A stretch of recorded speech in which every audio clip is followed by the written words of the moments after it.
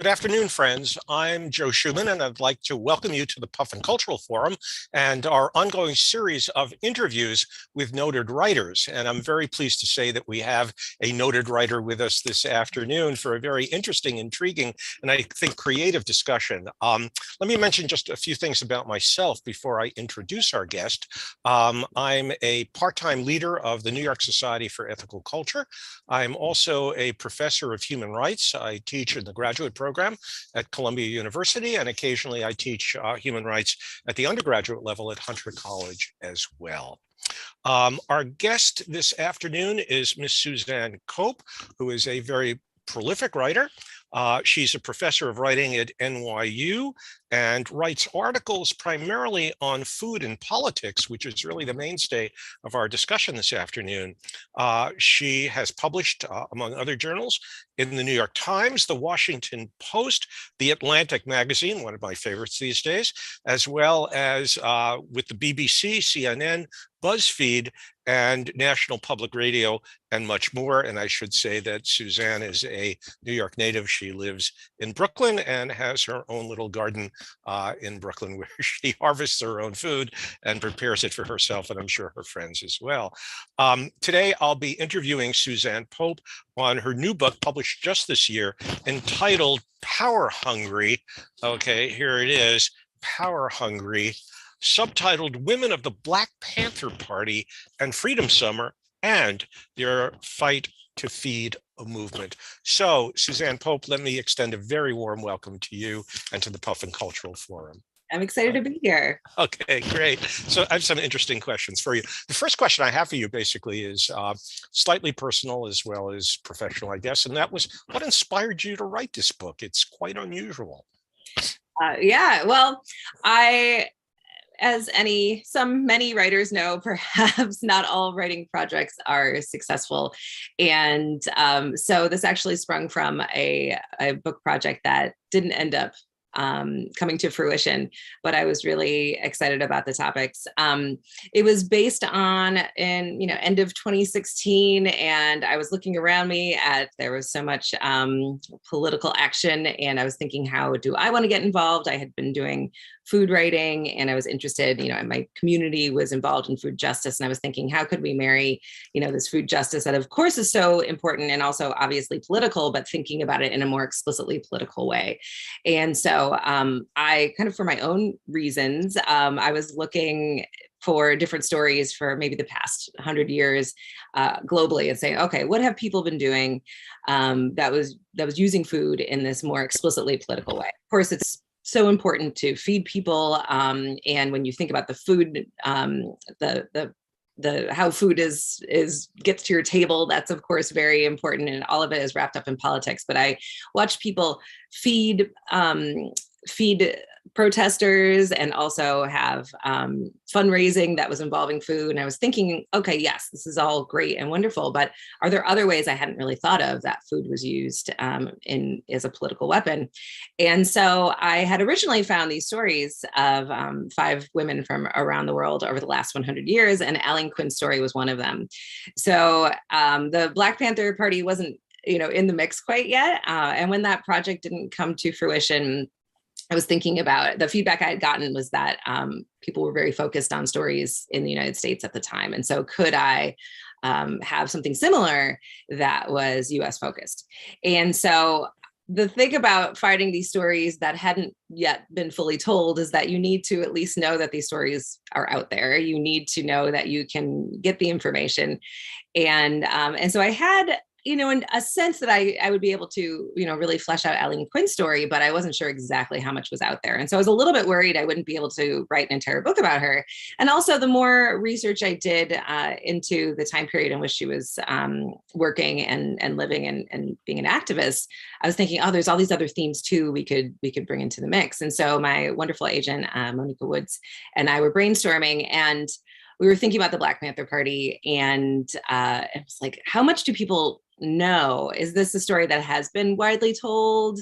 Would I be able to say something new that other people hadn't said yet about the Panthers? And what I really came to see, because I wanted to focus on female leaders, was that the same women basically were written about again and again, and they were wonderful leaders. But I was thinking, there's so many women. I found out early in my research that 2/3 or more of the Black Panther Party was actually women, and they ran many particularly local initiatives. And I'm like, there must be other women that I could find that I could help to tell their story. And that was a story that hadn't yet been told. And what I knew most about the Panthers really was their free breakfast for children program. And so when I started to do research and put these stories together, I saw them, even though they were separated by a couple years in time, they were really very much part of the same narrative. But what was really amazing is how these stories did actually have these, very specific moments of coming together. And that was a surprise to me, a pleasant surprise. And I guess it wasn't a total surprise. I thought, of course they would, because of all the reasons I was pairing them together anyway. So yeah, I conceived of these two stories thinking I could illuminate the story of a group that was perhaps maligned. Their truth wasn't what I think is the full truth. And then Aylene Quin, so few people knew about her. She was so often this footnote in history. And and there the story was born. Oh, yeah. There are a lot of, we'll get to the personalities in a little bit, but I wanted to talk to you first about some of the major themes that you cover, some of which you have really touched on already. I mean, I must say I'm a lifelong activist. I sort of came of age in the 1960s in the anti-war movement. And, there were a lot of sort of foci of our political activism. A lot of it had to do with anti-capitalism, organizing, economic justice. We were, of course, primarily interested in ending the war in Vietnam, anti-militarism, and so on. I must say, food was not one of the elements or one of the targets of our social justice. And I think for many of us, perhaps it's generational, perhaps it's gender-based, I don't know, as an older man, this was not really a focus of our activism. And it's interesting to see how food can be understood as being part of the progressive agenda, which I think has probably been pretty much overlooked to a great extent. I mean, it's always been folded into anti-poverty campaigns and that sort of sense that I teach human rights, and the right to food is a fundamental human right. So it's been there, but you actually make it a mainstay of progressive organizing and politics. And I'd want to know a little bit more about it, because again, it seems to have been at best on the margins of a lot of left-wing organizing, at least when I came of age in the 60s and in subsequent decades. But I want to talk to you. Obviously, your book focuses on a particular period, and that's the civil rights movement of the 1960s, and perhaps even more narrowly, especially with Ms. Quin, we're focused on 1964 and the Freedom Summer, which you might argue in some ways was the high watermark of the civil rights movement and so forth. And I want to talk to you. There are two major themes as I see it, and correct me if I'm wrong, Suzanne, that basically underlie your book, that are its foundations. One is illuminating and bringing to the surface the contribution of women in the civil rights movement. Now, of course, women almost universally their roles have been understated and so forth, and subordinated to the interests of men. And you do explicitly talk a bit about patriarchy and so forth. And I think what you want to do is highlight the contribution of women who are basically unknown. And the second is your discussion is already mentioned, and I want to talk a great deal about it, is the role of food and so forth in organizing. So I'm wondering if you can talk a little bit about the first. Talk about your understanding of how women were subordinated in the civil rights movement, and how we need to correct the history in that regard, the roles that they played and how those roles need to be valorized as we look at the civil rights era. Well, we live in a patriarchal society, and we know that even much more recently that, even younger generations have this vision, have this, perception of what a leader is and who a leader is. And of course, you have women, and particularly Black women, who for generations had been leading, leaders in their community, are currently leaders in their community, but in the outside world from this, larger dominant culture, you're not going to see them, giving their due. So they understood how they, particularly Aylene Quin, for example, understood how she could, kind of fly under the radar a little bit. One story from the book is how she and other women that worked with her would bring food to the jailhouse where the jailed activists were. And they're bringing these elaborate meals, spent hours and hours cooking, and they're eating definitely better than the people, the jailers, than the officers working there. And of course, this is a message, right? This is saying you have an entire community who is supporting these activists, and we are going to give them everything we have to support them physically, but this is just a symbol for how we're going to support them even more so. But yet the jailers still allowed them to sit there and chat with the young men, weren't really paying attention to what they were saying. They were planning how they were going to educate all of these students who were kicked out of school. They were making plans about how they were going to continue their voting rights work. But because these women were not considered leaders, were not considered the forces that they were able to actually, get more work done. They were able to, do this work kind of under the noses of, these white supremacists at the time. And so I see them, kind of recognizing that this is a path that they could use, particularly, speaking Aylene Quin and others during Freedom Summer and, pre-civil or pre-Black Panther Party, although they did in some ways during the with the Panthers as well. And so they're understanding how they're perceived by the dominant culture, but they're also understanding how they exercise, such influence within their own community. And so you have someone like Aylene Quin, who's among the very few women who owned businesses. And so her business peers were almost entirely men. And she's using food, which is one of the few realms that women could be seen as being an expert in.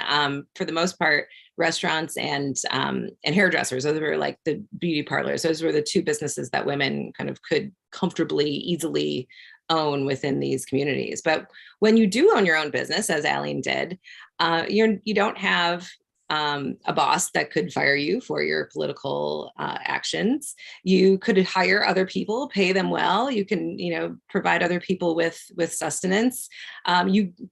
Especially as a restaurant, you're meeting so many people who are coming in your door.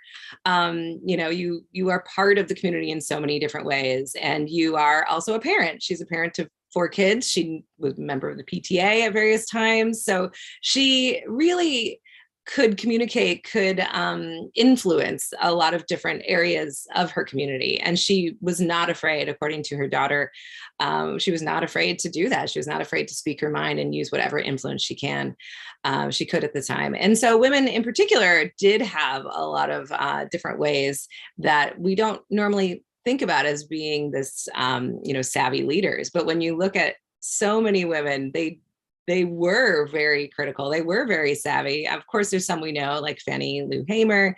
I mentioned Francois Hamlin, who wrote about Vera Mae Pidgey, who also, and she coined this term activist mothering, which I love this idea. And I've really kind of taken it and run with it and applied it to so many, women at the time, but also women today, just thinking about, wow, yeah, I have a lot of friends right now who are these amazing activists.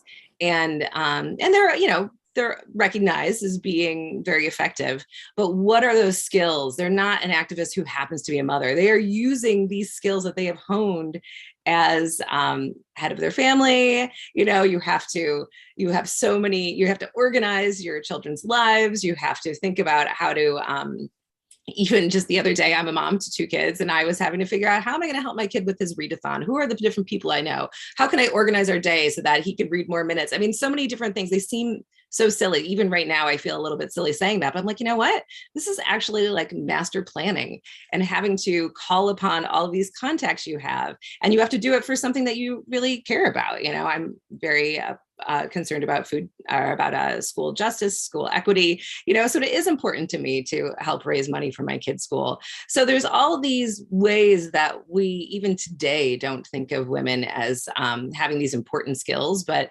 motherhood demands so many overlapping skills that are so applicable. And if we even today recognize them as being as powerful, as effective, as useful, as they are, we would have, I think, a lot more women in leadership positions. Right. And of course, Aylene Quin actually took those skills that came to her as a mother and was able to apply them in the service of organizing with regard to the civil rights movement, pushing ahead the agenda. Let me just put this in a context a little bit. There are basically two women whom you focus on. There are lots of characters who flow through your book, but there's Aylene Quin, and then there is Cleo Silvers. Aylene lived and worked and was active in McComb, Mississippi, a relatively small city in southern Mississippi that saw a lot of action during the civil rights movement. And Cleo was active in New York City up north and so on. And we should just, clarify that. Now, let's be a little more specific. Aylene owned a restaurant in McComb, right, south of the border. And that became a mecca, a center for actually doing organizing, bringing people together, right?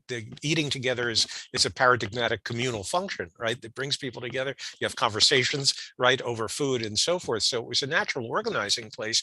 At one point you do mention, Suzanne, that's interesting, is that not only was she an independent business owner, and there were in the Black community, there were some independent business owners, but you mentioned that restaurants together with churches were one of the few places where Blacks could come together with relative, and I use that word significantly, relative safety, and were relatively outside the scrutiny of the white power structure and so forth, unless they were deliberately infiltrated, and you talk a lot about that. But generally, where there's an element of relative security in terms of organizing, and south of the border, her eatery, her restaurant was one such place. And I'm wondering if you could specifically talk about the type of discussion, conversation, and organizing that went on in her venue, in her business establishment. Sure. Well, first of all, she said from the very beginning, any activists who come by, they can eat here for free. So, she was very welcoming and said, this is where you can be. And so if you have a bunch of activists coming, this was before, so it was when they were first starting to, plan in the couple years beforehand. You have people coming together. What are they going to talk about? They're going to be talking about, what they're doing, plans. So, just giving them the space, and also, having someone else cooking for them. They don't have to worry about imposing on, they were all being housed by, for the most part, local community members prior to 64. And then in 64, some were housed by community members. So maybe you have other, younger kids around the table, maybe you're on your best behavior. In 64, they did have some houses called COFO houses where they could gather and live together. And those were spaces that were donated, given to them by local community members. But for the most part, if you wanted to let off a little steam, because this is hard, difficult, challenging work. Aylene also was a bootlegger. Mississippi at the time was ostensibly it was dry. There were many ways, and in fact, the state found ways to tax the illegal alcohol that came through. You could have very low alcohol beers was legal, but she was one of the few places in town that you could have a drink. And, most people knew, and most people who did have these illegal bars, these speakeasies, just paid off local police. So in some ways too, she even had some leverage with the police. They wanted, their extra cash. And so for the most part, they left her alone. And, but it was also a way that they could exert pressure on her if they wanted to. And there were, I definitely found cases in the files of times that she was arrested. She got tickets for having illegal alcohol, mm-hmm. which I heard from, both her daughter and other places as well, that sometimes they planted it, or sometimes it was just a matter of the person she normally paid off was just like, I'll take your money, but I'm not going to protect you this time. So it was just a power play. But there was one in 64 when they did have some white volunteers before 1964, but in 1964, they had a number of white student volunteers that came, or workers, I should say, they weren't all volunteering, but and Black people and white people eating together was very upsetting for local white supremacists. They saw this as once you have this, mixing of the races, then, other things will happen. It was a very intimate act, which was also, when you think about it, here's another reason why there were sit-ins so often at restaurants, because, this was another place to say, listen, it is important to be able to sit down at a table together, and you have probably Black cooks making the food, or you have probably Black, servers who are serving the food. So it's not a matter so much of saying we don't want non-white people touching our food, because they are. It's saying we don't have this equality to sit down at the table together. And so that was very much, why food was such an important space around where activism was happening.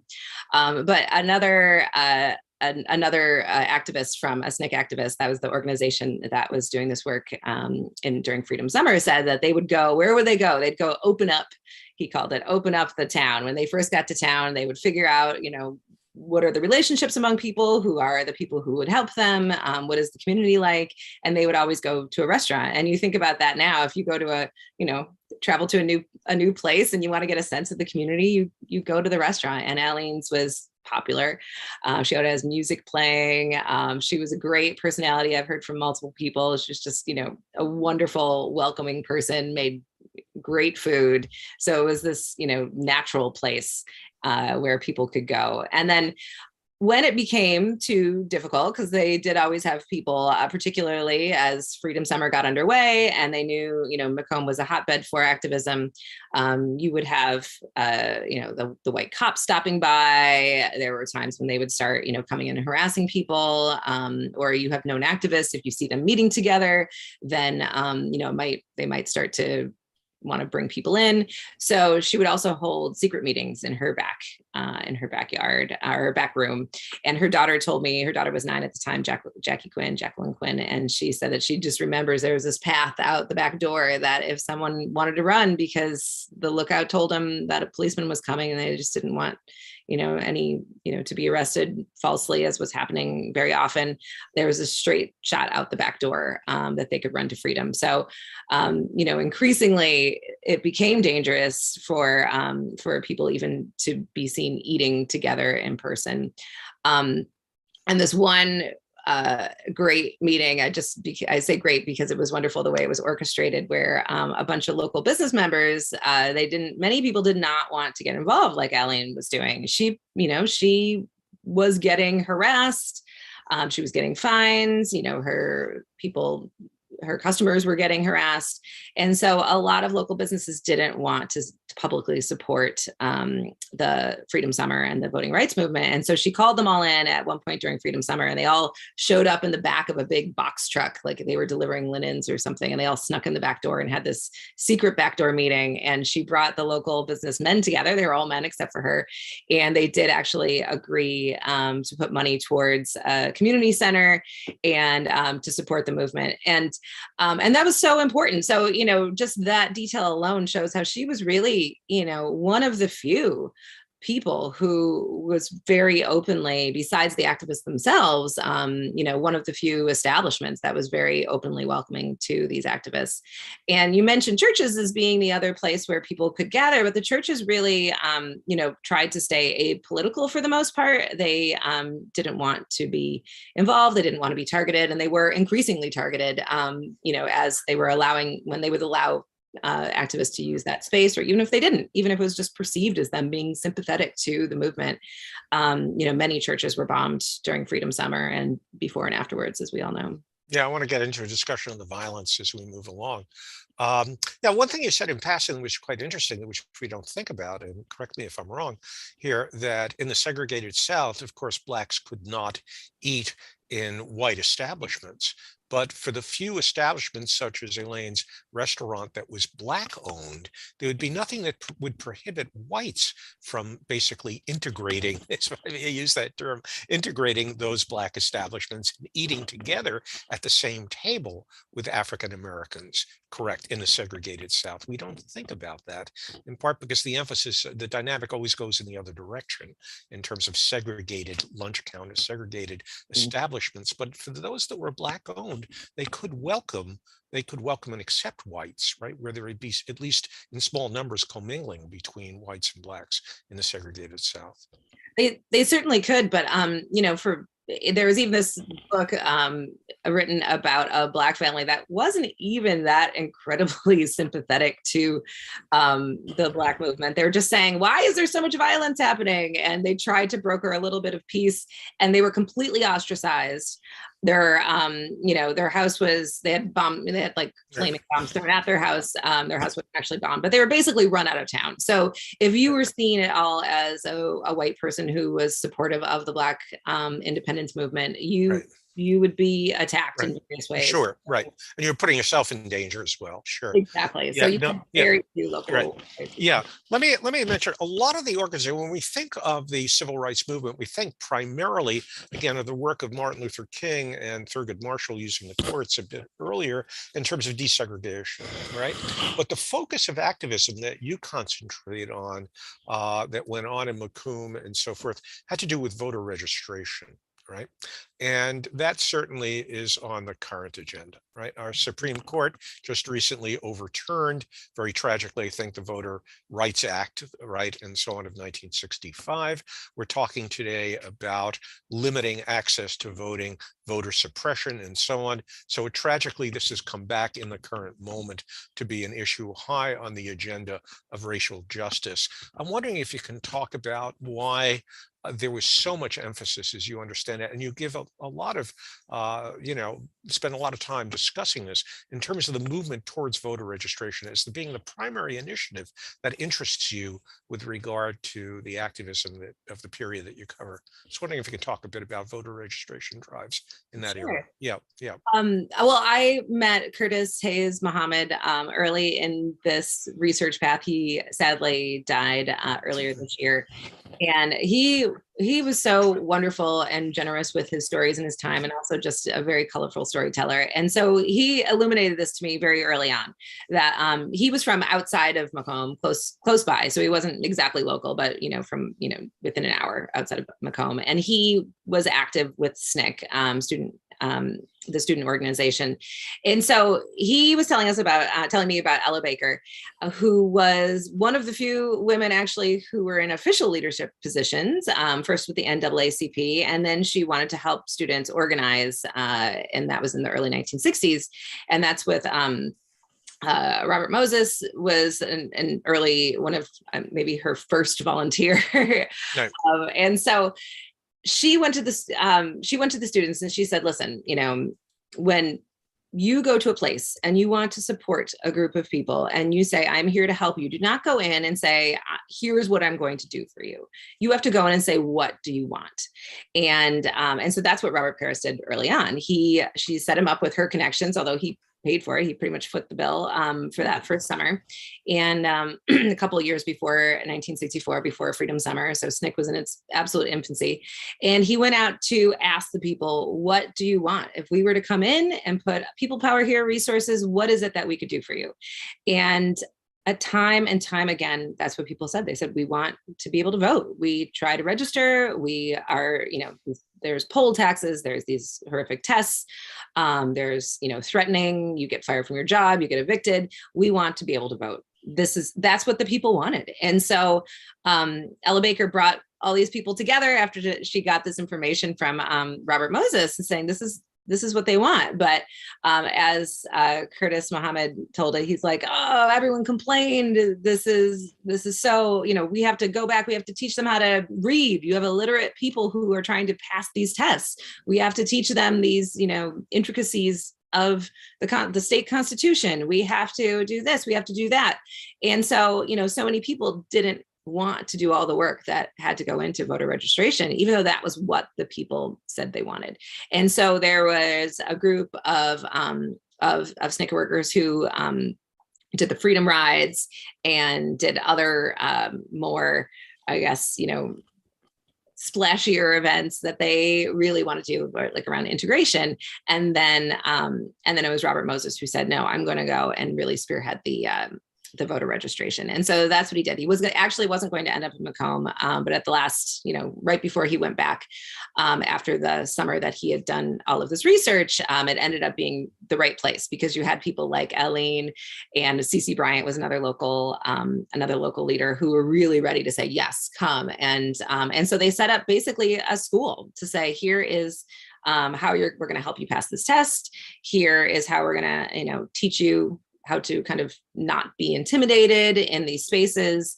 And he had so many people who wanted to come through and start doing, going through these classes and then trying to register. And in the beginning, some people actually were registered. And then the white power structure figured it out, and suddenly they started to become very aggressive. And so it was very much something that the people wanted. And even though it was this uphill battle, and that everyone knew how challenging it would be. And even after, even after the Voting Rights Act, you have so many people who actually were suddenly able to vote without fear for the most part. It's still, because there are these like horrific, to this day, there are still these awful voting laws, that there was a lot of great strides made in local elections, but to even at the state level and at the national level, certainly there's been very, very few Black candidates who have won because of these complicated and archaic laws that were totally created beyond gerrymandering, but including that were created to uphold the white power structure. Yeah, but I think there's a very important historical tie-in here, if I can just introduce my own editorial comment. You put a great emphasis on the importance of voter registration during the civil rights movement, and yet we see that at this very moment today with current elections, of how robust and committed the Black community has been to get to the polls despite obstacles. I mean, clearly we could argue, I think with legitimacy, that Joseph Biden owes the presidency to the Black community that came out in droves in places like Georgia and so forth, and refused to be put off by the obstacles that were being put in their way. And we hope that continues, because there will be more obstacles put in the way of Black population. But they have been sincere. They have been so, as I should say, stridently committed to the voting process that it's important, I think, to note that that has a history that goes back to the civil rights movement. It didn't start yesterday, or it didn't start with the current election. There's a long lineage of Black voting and the commitment to voting. And it's so awful, for activists today. I mean, we need to know this history to be like, yes, this is the same thing that we have been fighting for how many decades, right? I mean, this is continually fighting the same fight. And so if you see people who are tired, or who maybe feel like they don't even want to vote sometimes, it's because they've been fighting for so long, and it can be very exhausting. And so I think we very much, again, for my editorializing is like, young people, myself included, I'm youngish people, like, we need to take on mental and, take over and support this work that has been going on for so long, and learn from our elders, for sure. Yes, I too. By the way, I'm youngish as well, Suzanne. Okay, I want to shift the venue from Mississippi to New York City, which is the second place of organizing that you talk about, particularly around the Black Panther Party. And you factor in the work of Cleo Silvers into that organizing in New York. I have a few questions about the Black Panthers in New York City. One is, do you have a sense, you don't give numbers except for the extent of their newspaper and how many copies of their Panther Party newspaper they were able to sell. When I think of the Black Panther Party, and I remember their activism quite well from my younger years, the Black Panther Party originated in California, in Oakland, Bobby Seale, Huey Newton, and so on and so forth. We don't associate the Black Panther Party that much with New York City, where I come from and where I was raised. And I'm wondering, do you have a sense of how extensive the Black Panther movement was in New York? Again, I don't see it as a center of their organizing and operation, but more to the point, you focus on the free lunch program for children, which did get publicity in that era. But you introduce, it's interesting, and I can't help but notice and comment on the fact that, again, historically, we saw the Black Panther Party and movement as being clearly the militant end of the Black Power movement of that era. The breakfast program was well known, but it was not seen as the centerpiece, the center of gravity of the Black Panthers. We saw them as being militant. We saw them as defying the police.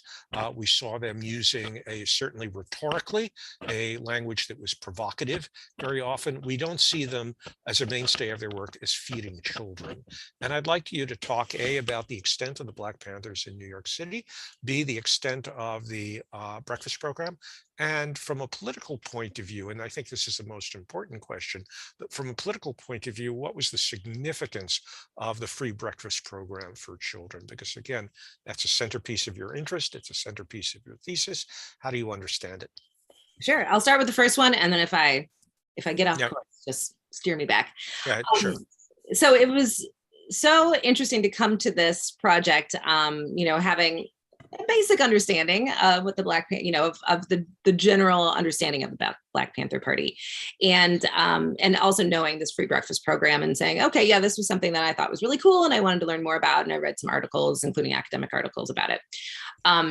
But then to really dig in and parse what are these individual oral histories, speaking with Cleo, reading different recollections in different places early in my research, kind of even before the book, as the book was taking shape, before the book was its full vision.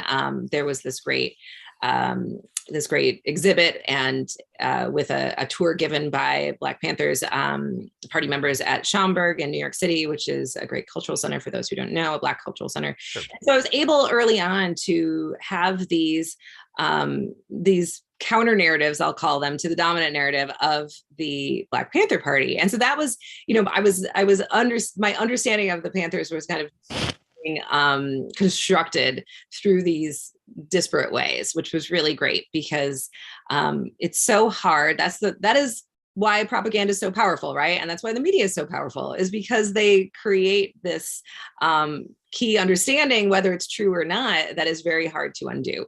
And so in New York City, what I learned very early on is that the people who joined the Panther Party in New York City, that many of them were already involved in different community organizations, doing a lot of the same things as they came together that they would do, and do even more effectively, as part of the Panther Party.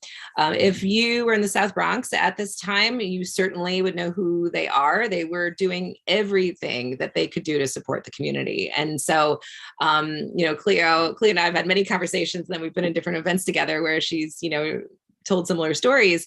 They would go, and if they see an older person carrying heavy bags, they would walk them to the top of the, fifth floor walk up for her. They would collect food, or they would collect food and then give it out to people in bags, or they would have kind of, pop up, if they thought there were hungry people around, they would just start to, create food and feed people. They did a lot of things just like based upon the needs that they saw of the community.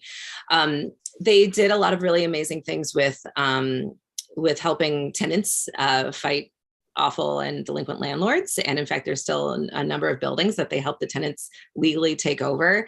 And so these were things that really they were already immersed in. I mean, the Panthers were really only, really effective, or, only together for a couple of years in New York City, really from, 60, maybe they were starting in 68, 69, 1970. I mean, this is only a couple of years of time. And to get so much work done, they had to have already had this basis of knowledge and, and trust within the community in these various ways. So depending on where you are, you probably saw the Panthers an awful lot. They had free karate classes, they had so many different initiatives happening. They would just roll out, clothes that they gave away on the street. They were very active in the South Bronx. In Harlem is where their city, so they had different factions kind of around the city, but then they had like the main city headquarters, which was in Harlem. The South Bronx, they were very active in Corona, Queens. I live in Bed-Stuy, Brooklyn. So Brownsville, Bed-Stuy area, they also had an active nook over here. And then they would do different actions around the city as needed. They would support other groups. For example, United Bronx Parents was this, I don't want to call it a PTA by any means, but it was a group of parents who they also saw food as a way that they could get involved in school equity. And the kids were just, being fed like the dregs of the system. And this was in the Bronx, in the South Bronx. And so they supported their actions. And so a lot of other groups, they would support their actions. Cleo Silvers actually more recently has been involved in 2 documentaries looking at different actions that didn't have to do with food at the time. And one of them was called Takeover, this amazing documentary that I believe is still streaming on the New York Times documentary page and was nominated for an Oscar. It was great. and they took over Lincoln Hospital in the early 1970s. So also community healthcare was something else they were very engaged in. So they were deeply involved in these communities. And Cleo even jokingly said at one point, she's like, I was like, oh, do you have any pictures of the time? She's like, we were too busy to be taking pictures. We weren't about, getting our stories out there. We were just about helping the community. And, you have these young people, they were in their teens and early 20s, and they were just basically, that's what they devoted their lives to. And so these stories might not be well known outside of the communities that they were helping. And then as I was digging into, we haven't mentioned the FBI yet really, but media created this, this understanding, this public narrative of the Black Panthers. And it was somewhat, constructed by the Panthers or supported by the Panthers. I mean, they wanted to be seen in the beginning, and, they initially were very concerned about police violence. And so they would, and this is in Oakland, in they started 66, 67, they would patrol the streets, and you could legally hold guns at the time. And so that's what they would do. And if they saw the police harassing people, they would stand there and watch. And, we have this image of people, filming on the phones. They would be taking pictures, or they would be writing things down, or they would be telling the person who was being harassed their rights. And so that was how they were initially kind of introduced in the community. But they would, definitely would readily say in their 10-point program, which was when they came together as an organization, they had their 10, these are the 10 things we want. And on there, it was very clearly stated that they wanted to support communities in many ways, food justice and safe living. And so, when they, I don't want to say pivoted, but when they put more resources and emphasis and energy into these community programs, starting with the central office in Oakland, that was really around the same time that the New York chapter was getting going anyway. And then you have these people joining who are already very involved in these kind of programs. So it makes sense that the New York chapter was always very community minded.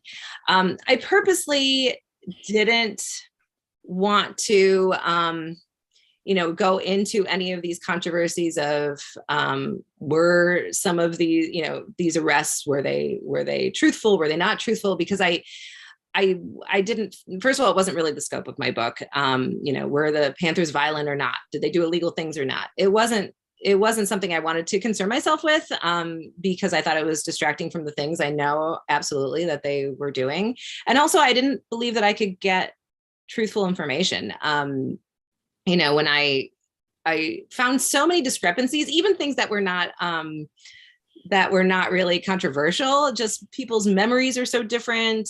I tend to teach my students, for example, yes, you go to the major newspapers and what they publish is true. You tend to tell them that when they're doing research papers, because it's generally true. But I saw so many cases of just, what was published in the media was not true. I knew it to not be true.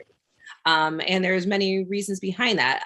Part of it is the FBI was actively planting propaganda for many years before and was doing the same thing.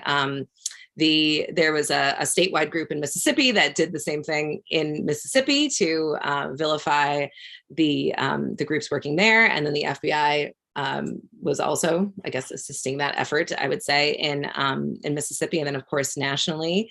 So they would purposely give them false information that these almost always white and male editors who were not very concerned with the Black community, were not concerned with places outside of the major cities, would just readily print, and not even because they were like, yes, I want to perpetuate these lies, but because they just didn't question it. They're like, okay, hey, I trust the FBI. I'm just going to write down what they told me. And so, one thing begets another. You have this narrative that suddenly in your mind is being true because it's coming from someone you trust. And then you're looking for more details to perpetuate that narrative. So it's interesting. I've interviewed some folks, including Bev Grant, who is a friend of mine here in New York, funny enough, we met at the Park Slope Food Co-op in, another great food justice location. And so she was part of Newsreel. And so she really helped me learn about what organizations like Newsreel did, which was this progressive news organization at the time. And they would try to tell the other side of the story. And they would be this mouthpiece. She took a lot of photos, but they were also, they would do videos. They, I don't know if collaborate is the right word, but there was other groups too, like Pacifica Radio, which is in some ways maybe like the NPR of the time, would go and do interviews and visit these breakfast programs to help tell the other side of the story. And so it's been really interesting hearing, and reading and seeing these other kinds of media, that if that was the primary story you hear, which of course is accurate, true, it's a primary source, then you might have a totally different vision of the Panthers. So so it is interesting just to consider like how our vision of any organization is constructed, and what influences that, and what may be true or not true.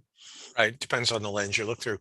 But yeah, I want to get back to really what is the mainstay of your discussion of the Black Panthers, which of course ties into the thesis of the book, and that is their free breakfast program for children.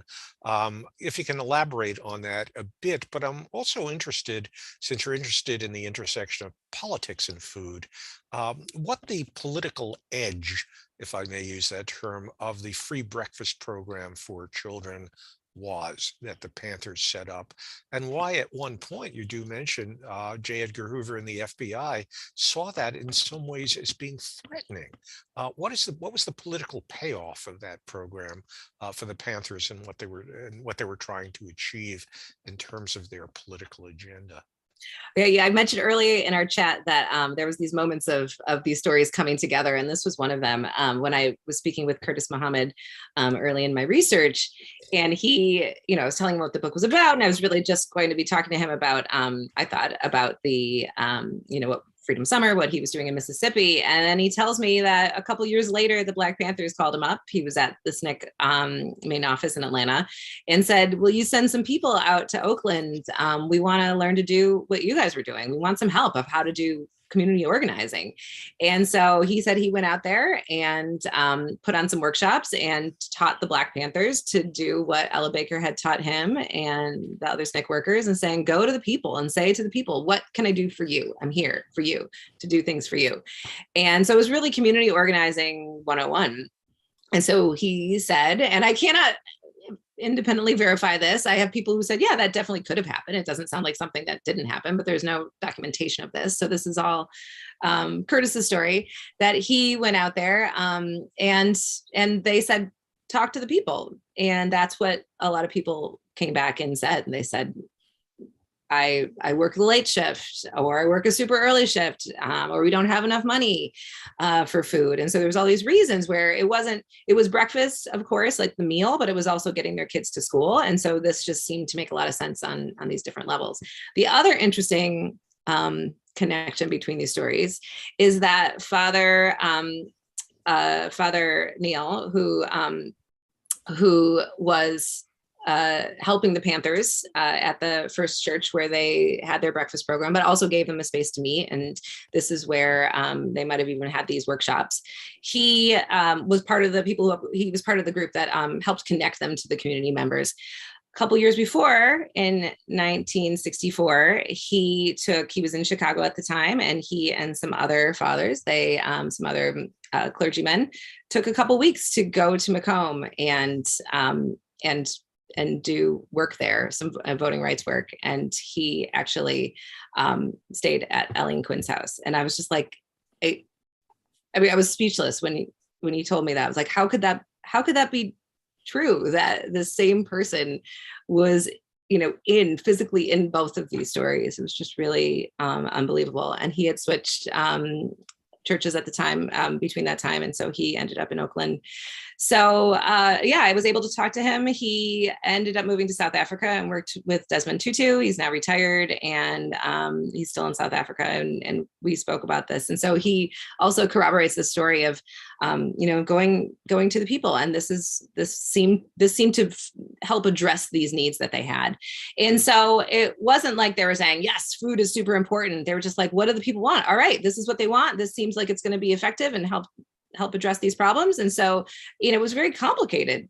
They had to, knowing that people want to possibly shut you down, you have to make sure that your space can safely make food, that you can have X number of people there, that, you're the fire marshal's not going to shut you down, that you can tell people and the kids will actually show up.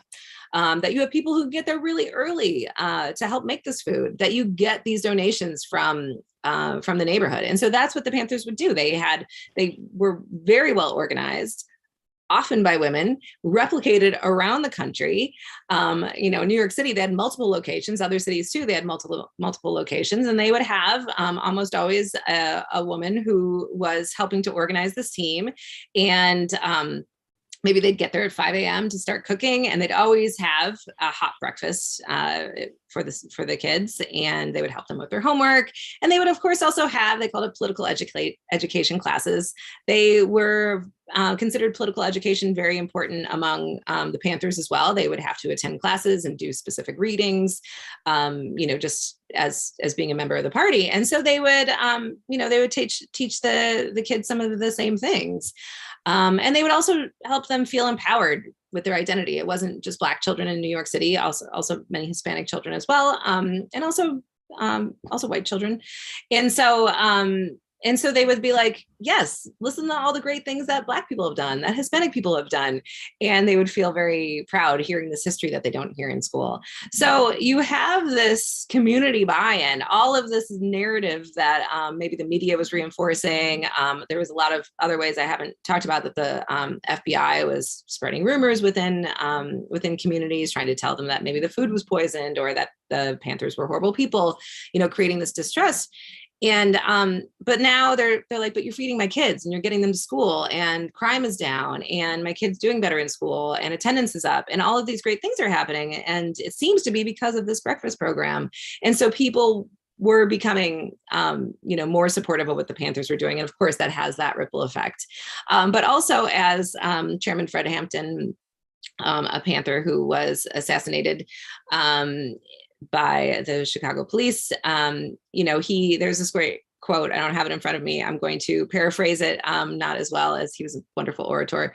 But he was saying, you have people who may not know what socialism is, but you are demonstrating socialism by giving them free food and by teaching them that everyone deserves to eat and everyone has these different, rights to existence.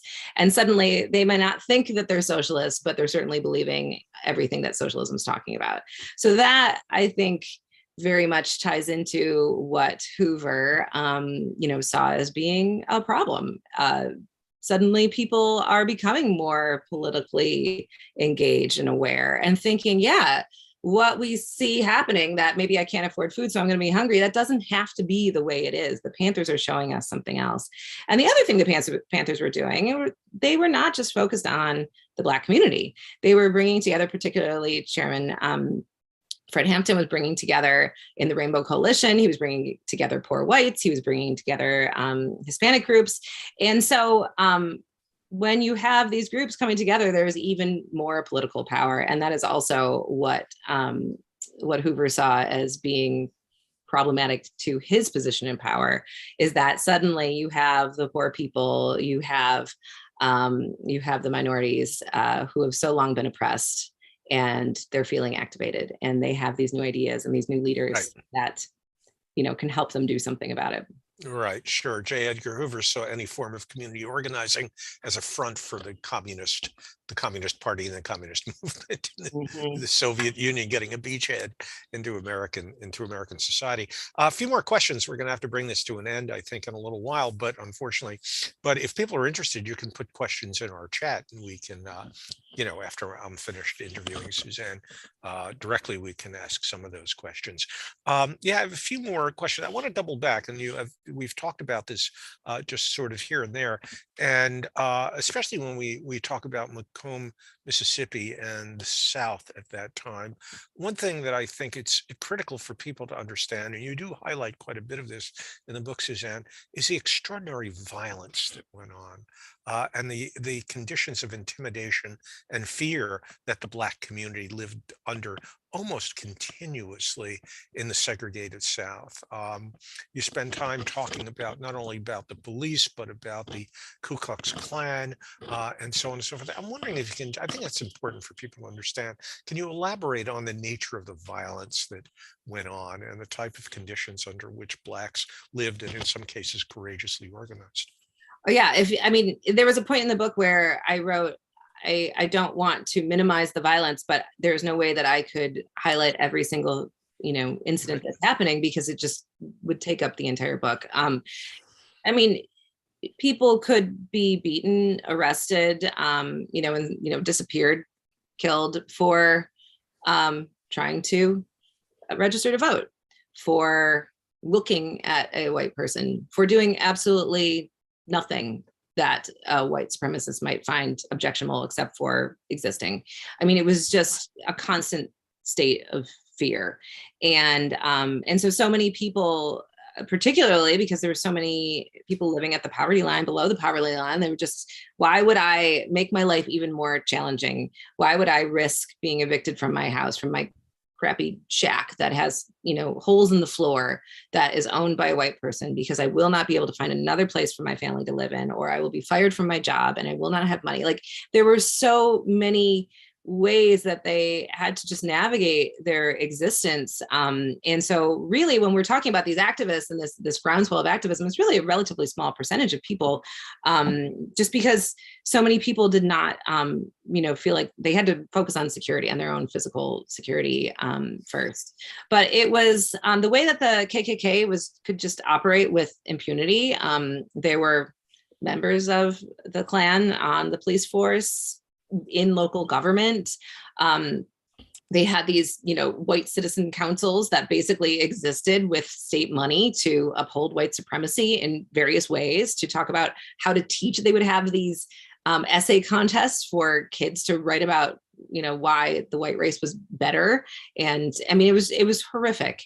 And the way that this happened, like, not just that it happened like with government money, with state sanctioning. I mean, this was what was baked into the government and the power structure. And so anyone trying to change this, they were facing an absolute uphill battle. And so you have these idealistic students who are coming in, but people would say to them, like, listen, you're going to leave in a week or a month, and I'm still going to be here. And so I may or may not join you, just because I have to think about my life and my family's life after you're gone. And so it was very, very challenging. And I think it also puts Aylene's her work and her bravery into stark relief, because she was so willing to be out there on the line. And then, the big climax of her story is that her house was bombed with her children in it. And KKK, they threw some Molotov cocktails, and they put a TNT under her front door, a house that she owned, that she worked very hard to buy, and exploded the front off of her house. Luckily, her children were, relatively unharmed physically, but that was also the turning point when they saw that in the community, when the community was like, wait a second, we've been sitting back and we were so afraid of ourselves, but now you're going to attack Mama Quin, you're going to attack her children, and the police aren't going to do anything about it. In fact, they started arresting members of the Black community who, were trying to put up a stand at that time. And so a couple days later, like 2 days later, she ends up speaking with the president and telling him, this is, with some other people whose homes were bombed, saying, this is the reality here. And things didn't change immediately, but think one could argue that this was kind of the climactic moment of Freedom Summer, where finally it was on, national government's radar. And by no means was Johnson incredibly sympathetic. The changes he made in his eventual laws that he sponsored were eventual. I guess they were more for his own popularity as much as to help support the Black community. But that definitely was a moment of change, I think, within the history. Sure. Well, he did lose the Democratic Party for, over the civil rights movement and so forth, in terms of voters. But that was a major, yes, right. It did change the political landscape considerably. I have to give them credit for that. But a few more questions. In the post-George Floyd era, we obviously are seeing a resurgence of activism around racial issues. I mean, it's really now on the agenda with Black Lives Matter, which in some ways is arguably the largest demonstration. If you look at the 4,000 local demonstrations across the country, both whites and blacks together, interestingly enough, it's probably the largest demonstration in the history of the United States if we take them all told. So there's been a tremendous recrudescence of interest and concern and activism around racial issues and so forth. I mean, we're in a period of national re-examination about American history, and a lot of it very painful and divisive and so on and so forth, but we would argue necessary if the United States ultimately is going to seriously be able to mitigate, if not resolve, or racial problems and so forth. But I'm wondering, given the history you've done and how you've done such a meticulous job looking at organizing at the community level and so forth in the civil rights movement, what lessons do you think we can draw from that period in the light of your research that could be and should be applied today in terms of pushing ahead the agenda to undo racism in this country? Well, it was interesting to begin this research before the pandemic, and then to be doing the bulk of the writing, almost all of the writing during the last couple of years, because what I saw, these terms that were kind of new to me, community organizing, mutual aid, suddenly became, everywhere. And so I saw my own community. I saw, was following stories of other communities that really came together in this true, as community, there would be community organizers that would bring people together in these different ways of creating mutual aid around them. But seeing the way that if you have these strong leaders at the community level, they really can bring people together and do so much, especially when you have a lot of people who, and I don't even mean like a great number, but you have a team of people who are willing really to put in the work. And if community organizing is this actual, body of knowledge, and there's a lot of different ways, just, I was, kind of giving myself my own crash course in it after Cleo was saying, oh yeah, I actually learned how to do this. I took courses in this when she began as a Vista volunteer, which is like early AmeriCorps. And so that's what they were taught, how to make community connections and how to, get things done at this local level. And so I think we see a lot more understanding of the efficacy of community organizing, of working on this local level, of what can happen, of how people working together and supporting one another really can be so effective. You can meet your neighbors, you can understand their needs, and it's probably going to be very different than what you thought they were. And you're not, this distinction of charity versus mutual aid, I think, is so important. And it ties into that, asking the people what they need if you are going to be an effective activist, and not going in with these preconceived ideas. If you go in being like, I'm going to give you this thing, I'm going to fix it for you, that is not the way to be an effective community organizer. You have to go in and say, we are working towards this together. And that is what is going to create these connections, and I think make real change. But the great thing is, the hopeful thing, I should say, is that people are understanding this, and we're seeing this in action because of all of the needs that came up during the pandemic, not just pandemic related, but as you noted, voting rights issues. There was so much local organization around police violence. There was so much local organization. So we see this grassroots work really happening. And I think that is hopeful. And also we see women, and in particular Black women leaders, being taken more serious. Something like Stacey Adams, it's like, finally we are seeing women who have long been on the front lines, long been effective leaders, finally being more broadly recognized as such. And so I hope, that is my hope, that all of these continue. I see a lot of, I teach primarily undergrads, primarily first years, and I have such hope when I see my students. They are so passionate and driven, and so many of them know exactly what ways they want to help their communities and help and be a part of the larger world in ways that I was definitely not aware of at their age. And so they give me hope all the time, because I see them as being ready to make real change. Well, that's great. That's actually a good point to end on, because I think we're basically in tremendous need of hope in this moment. Things look rather dark, and to think that younger folks still remain hopeful despite everything, that the challenges that we confront in American society and internationally, I think is really marvelous. And before, I have one more question for you, but before we leave, I just want to remind readers again that we're looking at Power Hungry by Suzanne Cope, and it's a book subtitled Women of the Black Panther Party and Freedom Summer and Their Fight to Feed a Movement. It's a great read. I think it's an important one, including not only for historical interest, but at this moment, as we're pointing out. So I encourage everyone to get a hold of a copy and look at it and read it diligently. So it's been marvelous. One final question. I'm just curious. You're a writer. What's your next book? My next book is about anti-fascist women in Italy during World War II. And Well, there you go. It's really awesome because there are so many parallels around female leadership, around the larger powers that are trying to manipulate what the people want. And I really look forward to drawing those stories out. Wow, that's really important. Anti-fascism at this moment is extremely important to investigate. And that sounds like you've taken on a very, very challenging research job in that regard, haven't you? But I will plug one more thing, actually. This Yes. summer, and most immediately, I am actually working on a podcast that's focusing just on the Black Panther Party and their food justice work. And it's under the Whetstone Media umbrella. The same folks, Steven Satterfield, who was on High on the Hog on Netflix, for those of you who might have seen that.